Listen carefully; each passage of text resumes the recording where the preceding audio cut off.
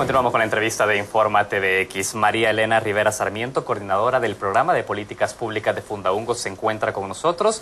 En esta ocasión analizamos la situación actual del sistema de pensiones en nuestro país y las posibles reformas al sistema. María Elena, usted ya nos daba un análisis preliminar porque hablábamos de la participación del Estado. Usted ya ha sido precisa ante dos escenarios y el rol que podría utilizar el Estado en esos aspectos.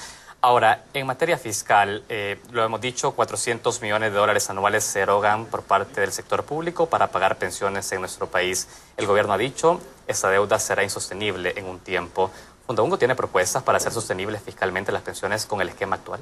Sí, bueno, es importante primero definir, ¿verdad? ¿Qué es lo que compone esta deuda de pensiones? Es las pensiones en curso, ¿verdad?, que son las que vienen de las personas que cotizaron en el anterior sistema, pero acumularon derecho para recibir esas pensiones. También están los certificados de reconocimiento, certificados de traspaso, de los que son acreedores las personas que cotizaron al menos un año en el sistema anterior, pero se pasaron al nuevo sistema, ¿verdad? Y está también la garantía de pensión mínima, que esta se otorga a alguien que haya cumplido los 25 años de cotización requeridos por ley y se ha retirado a las edades correspondientes, 55 años para la mujer y 60 años para el hombre. Entonces, hay una serie de propuestas específicas, pero sin embargo esto pasa también todo el problema fiscal que aqueja las finanzas públicas, ¿verdad?, del país.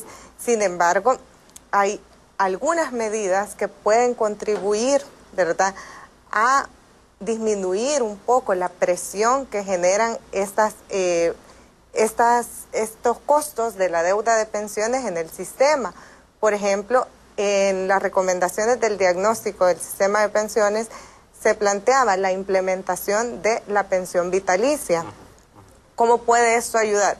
Porque al implementar la pensión vitalicia, el riesgo lo asume, ¿verdad?, una aseguradora a la que se le paga una parte de la prima para asegurar el pago de la pensión si la persona vive más de lo que se ha calculado que va a vivir cuando le hacen la renta programada. Como un seguro bancario, de alguna manera. Como un seguro. Ante algún daño y que te sigue pagando. Le sigue pagando si usted vive más de lo que le calcularon en el momento de su retiro. Sin embargo, ahorita ese riesgo lo asume, bueno, por una parte el cotizante, porque le disminuye muy probablemente su pensión y solo va a recibir la pensión mínima. Y esa garantía la asume el Estado, ¿verdad? Ahorita, con la pensión mínima. Con la pensión mínima. Entonces ese es un costo más que tiene la deuda de pensiones para el Estado, que es el pago de esta pensión mínima, en lugar de implementar otras opciones o alternativas por ley, como la pensión vitalicia, que podría ayudar un poco a solventar esta carga fiscal, ¿verdad? También debe considerarse, ¿verdad? Hay algunas reformas que se hicieron posteriores a la reforma del 98, ¿verdad?, que han agravado también esta deuda de pensiones, que son la emisión de los certificados de traspaso complementario, que aplican para una parte de la población y que son los que equiparan la pensión, ¿verdad?, para la que reciben el sistema de pensiones, para que sea igual a la que hubieran recibido en el sistema público del sistema público de pensiones. Si bien es un beneficio para los cotizantes, sin embargo, es un costo para el gobierno y pone en desventaja también a los otros cotizantes, ¿verdad?, que no van a tener ese mismo beneficio y que ya están sujetos únicamente al sistema de capitalización individual. En ese sentido, ¿sería entonces oportuno revertir esa medida que se aprobó, esa reforma?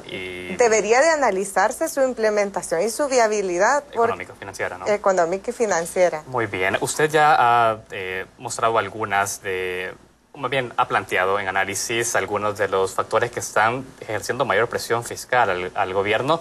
Hablamos de las pensiones y dentro de esa deuda previsional usted ya ha dicho todo lo que incluye. Hay un tema que a mí me gustaría analizar con usted, María Elena. El tiempo es corto y por eso tendría que ir avanzando en otras cosas. Hace unos meses, específicamente en diciembre del 2014, la Corte Suprema de Justicia ordenó al Estado salvadoreño modificar la referencia de tasa LIBOR a 6 meses por otro tipo de parámetro que establezca la rentabilidad de los ahorros de pensiones de los cotizantes.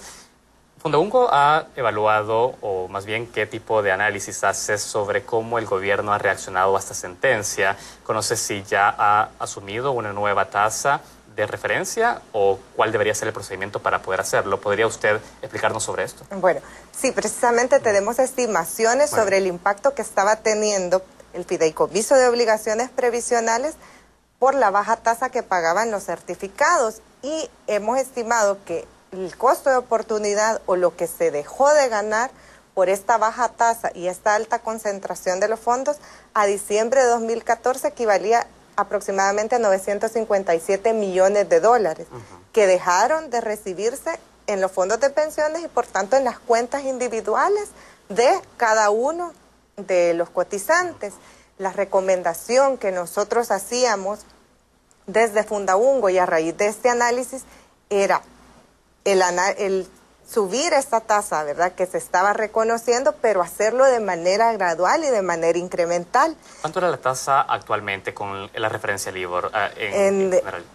Previo a la sentencia era alrededor de 1.2%, pero no subía de 1. Pero entiendo que el gobierno sí ha hecho una estimación del 3% de los certificados. Posterior a la sentencia de la sala, se hizo una emisión con el 3%, sin embargo, esta tasa fue, no se conoce cuál fue el procedimiento para establecerla, ¿verdad? Y la sala destinó que quien iba a definir la tasa que se iba a pagar en la Asamblea Legislativa. Sin embargo, consideramos que el establecimiento de esa tasa y el mecanismo de cómo se va a llegar a esa tasa debe ser producto de un análisis más integral, ¿verdad? Y formar parte de todo un paquete de reformas que permitan mejorar el sistema. Pero insistimos en la gradualidad en que se tenga que implementar la medida, porque si no también se puede afectar la situación fiscal, ¿verdad? No debemos de perder el equilibrio entre el beneficio de los cotizantes y también la situación fiscal del gobierno. Excelente. Usted ya ha sido muy clara con ese punto. No me quedaba claro cómo debería ser entonces. Usted propone como Fundaungo que el establecimiento de esa tasa de referencia sea a través de un análisis mucho más profundo y no de manera arbitraria y no saber cómo se estableció un 3% o un 5 o un 7. Exacto, y que sea de manera incremental. Es decir, si se establece que se va a llegar a una tasa del 6%, ¿verdad?, por decirlo, debe de hacerse paulatinamente, año con año, ¿verdad?, el incremento para que no sea el impacto directo y en el corto plazo a las finanzas del gobierno y permita también, ¿verdad?, mejorar un poco las finanzas públicas para que puedan asumir esa obligación. Excelente. Tengo que ir cerrando la entrevista, María Elena. Hay un punto antes de cerrar sobre la cobertura, un punto que Fundaungo ha sido muy enfático en también atender en una próxima reforma. Muchas personas activas económicamente están fuera de la cotización del sistema actual. La pregunta es, ¿cuál es la solución para ellos? ¿Programas no contributivos donde no se cotice o una ampliación donde se pueda incorporar el sector formal? ¿Qué tipo de soluciones puede ser para estas personas que actualmente no cotizan y por lo tanto no están recibiendo una pensión? Sí, definitivamente el punto, ¿verdad?, lo tocó. No solo se debe al sistema de pensiones la solución de ampliar la cobertura, sino que también se debe de ver desde el lado del mercado laboral. Y sabemos que casi la mitad de las personas está en situación de informalidad. Por lo tanto, no proponemos solo una pensión no contributiva, sino también otros mecanismos que permitan ampliar la cobertura durante la vida activa, ¿verdad?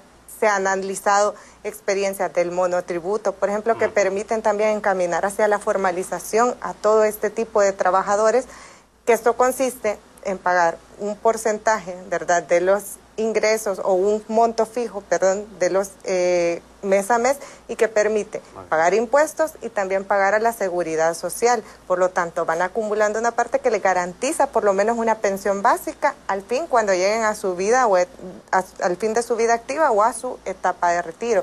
Por lo tanto, consideramos que no solo debe de enfocarse en una pensión no contributiva, que será ya una solución paliativa al final, ¿verdad? Y al momento del retiro, sino que trabajarse y ver la capacidad de ahorro que pueden tener también esos trabajadores informales. María Elena Rivera, coordinadora del programa de políticas públicas de Fundaungo, para este espacio de noticias. Es importante poder exponer el análisis que hace Fundaungo, una institución comprometida con el tema, para que pueda ser también incorporado en este gran debate sobre pensiones. Yo quiero agradecerle mucho su tiempo con nosotros. Muchísimas gracias, muy amable. Gracias a ustedes también que nos han acompañado en esta entrevista. Les recuerdo que viene en repetición a las 11 de la noche y mañana a las 7 de la mañana. Nosotros seguiremos profundizando en el análisis sobre pensiones con diferentes actores y por supuesto Fundaungo estará nuevamente invitado a este panel. Hacemos la pausa, ya volvemos.